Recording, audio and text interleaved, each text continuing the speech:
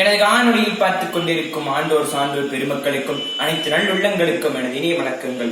என் பெயர் அகிலேஷ் கார்த்திக். நான் United public பள்ளியில் 11ஆம் வகுப்பு படிக்கின்றேன். இன்று நான் பேச எடுத்துக்கொண்ட தலைப்பு நமது மனதில் நின்ற ஏவுகணை நாயகர், சிறந்த பேச்சாளர், பேராசிரியர் போல பல பன்முக தன்மைகளை தனக்குள் வைத்திருந்த பாரத ரத்னா டாக்டர் APJ அப்துல் கலாம் அவர்கள். டாக்டர் APJ அப்துல் கலாம் அவர்கள் அவரது முதல் ஏவுகணையான SLV 3 விண்ணுக்கு அனுப்பிய போது அது சில வினாடிகளிலேயே செயலிழந்து கடலினுள் மூழ்கியது.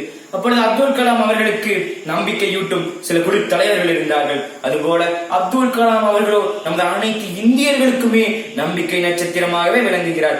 அதன் பிறகு விடாமுயற்சியுடன், தைரியத்துடன், தன்னம்பிக்கையுடன் அப்துல் கலாம் அவர்கள் அடுத்த ஒரே வருடத்தில் SLV 3 மறுபடியும் வெற்றிகரமாக தயாரித்து விண்ணிற்கு அனுப்பினார். அது வெற்றிகரமாக 3500 கிலோமீட்டர் தூரத்தில் விண்ணில் பறந்து சாதனை படைத்தது. நாம் அப்துல் கலாம் அவர்களின் சில பொன்மொழிகளை காணலாம். நமது முகத்தின் அழகை பற்றி கனவு கண்டால் லட்சியம் பாழாகிவிடும், நமது லட்சியத்தை பற்றி கனவு கண்டால் வாழ்வழகாகிவிடும் என்று கூறினார். நமது பிறப்பு ஒரு சம்பவமாக இருந்தால் இறப்பு ஒரு சரித்திரமாக இருக்க வேண்டும் என்று கூறினார். அதுபோல வாழ்ந்தும் காட்டிய மனிதர் அப்துல் கலாம் அவர்கள்.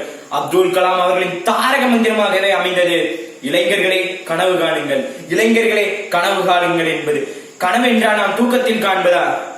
நாம் உறங்கும் போது வருவதல்ல கனவு, நம்மை உறங்க விடாமல் செய்வதே கனவு என்றார் அப்துல் கலாம் அவர்கள்.